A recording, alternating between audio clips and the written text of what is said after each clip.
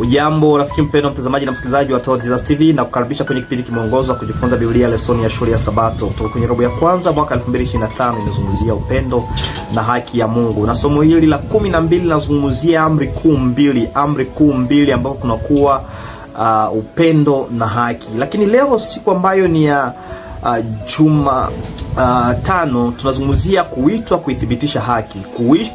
Kuithibitisha haki. Kwenye somo la jana tumeona namna gani Mungu anapenda haki, na baada ya yeye kupenda haki ameniita na kukuita kuthibitisha hiyo haki. Kuanzia mwanzo mpaka Ufunuo utaona kwamba maandiko ama manabii hata katika maandiko daima wanasisitiza wito wa Mungu wa haki katika jamii.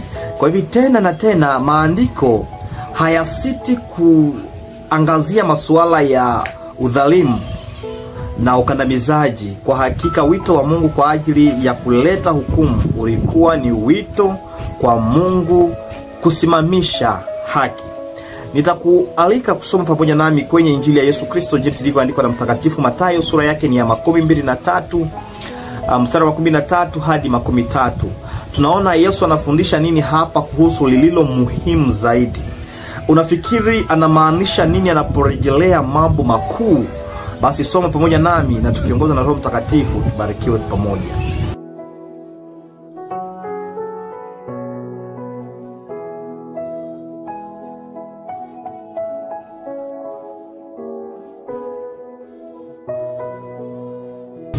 Mpendwa mtazamaji na msikilizaji, kwenye hiyo kitabu kia Mathayo 13 kuanzia 13 hadi 13, kuna hapa jambo muhimu zaidi kuliko nyingine zote, ama kuhusu sheria.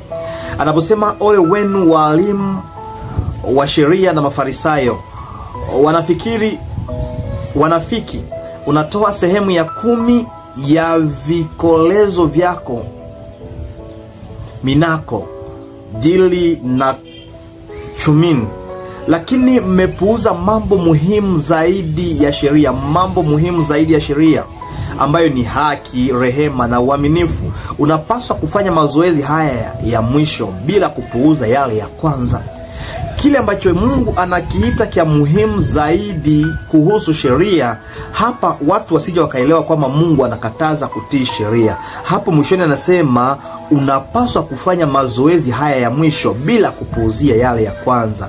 Unaweza kuwatendea watu haki, unaweza kuwatendea rehema, unaweza kuwa mwaminifu pasipo pia kukataa kutii sheria.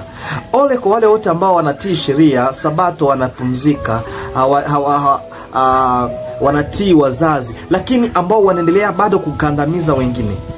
Hawana haki, hawana rehema, hawaonei wengine huruma wanaokuwa katika hali mbovu. Ole kwenu. Yesu ametuita, anasema zaidi ya kutii sheria ya Mungu ni lazima kuonekane haki na rehema na uaminifu katika maisha yetu. Tusipotenda hivyo utakuwa tumekosea kabisa.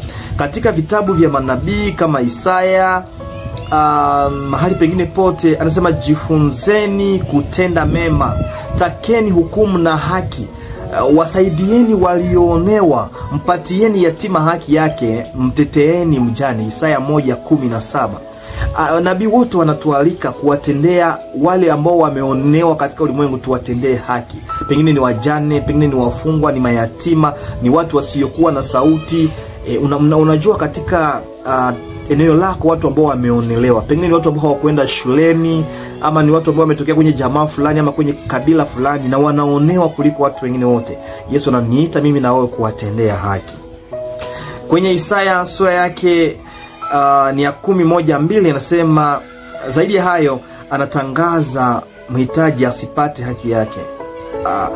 Anasema ole dhidi ya wale wawekao amri zisizo za haki na kumpotosha mhitaji asipate haki yake. Ole kwa yoyote ambaye anafanya mhitaji asipate haki yake.